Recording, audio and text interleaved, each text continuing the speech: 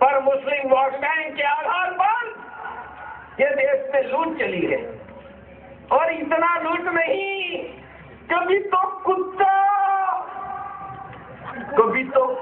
अपने आप को शेर समझने लगता है। एक हैदराबाद में कुत्ता है,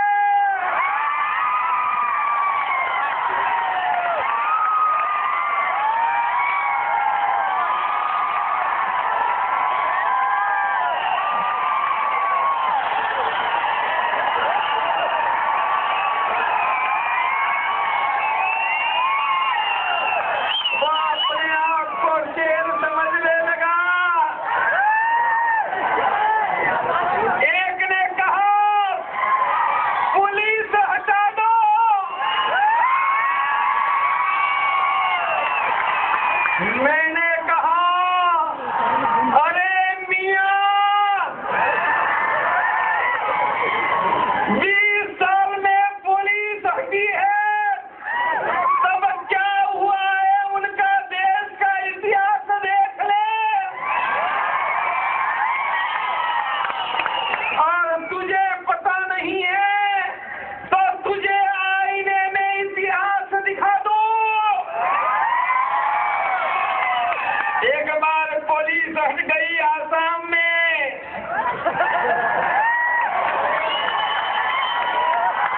वो स्थान का नाम है नेली। अरे मेरे भाइयों, फिर तो क्या हुआ, लाशों का ढेर लग गया। गिनी तो 3000 से ज्यादा लाशें थी, उनमें मियां हिंदू की लाश एक भी नहीं थी।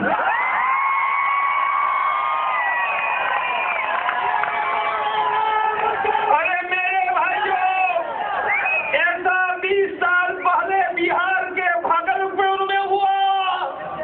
फिर तो क्या हुआ, भागलपुर के नजदीक गंगा बहती है, गंगा में लाशें ही लाशें दिखाई देने लगी। गिन नहीं पाए, सागर तक बह गई, उनमें एक भी लाश हिंदू की नहीं थी। ऐसा ही यूपी में, मेरठ में, मुरादाबाद में हुआ। अरे गुजरात में पुलिस खड़ी थी, देखो क्या हुआ। इसलिए पुलिस को हटा दो। कहने वाले तुम्हारे सपने भूल जाओ, जिनके पुरखों की रक्त सिराओं में शौर्य का लौह बह रहा है, उनके वंशज आज हिंदू के नाते खड़े हैं। कायरों के वंशज तो हमारा धर्म छोड़कर वहां चले गए हैं। जो कायर थे, डरपोक थे, उनके वंशज ही हमारे धर्म में नहीं है।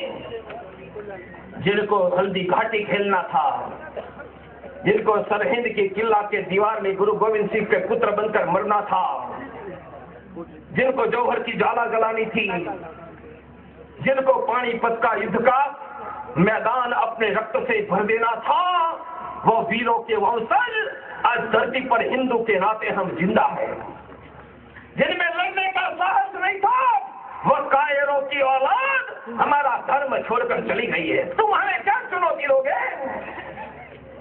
हिंदू धर्म कोई कायरों का धर्म नहीं है, वह तो अपने हाथों में शस्त्र धारण करने वाली माँ दुर्गा भवानी का धर्म है।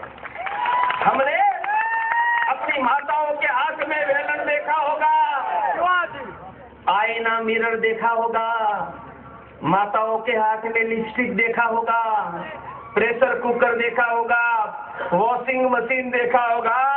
मेरे भाइयों, मेरी दुर्गा भवानी के हाथ में प्रेशर कुकर नहीं है, उनके हाथ में मिरर नहीं है, उनके हाथ में लिपस्टिक नहीं है। यदि तलवार नहीं है तो वह दुर्गा भवानी नहीं है।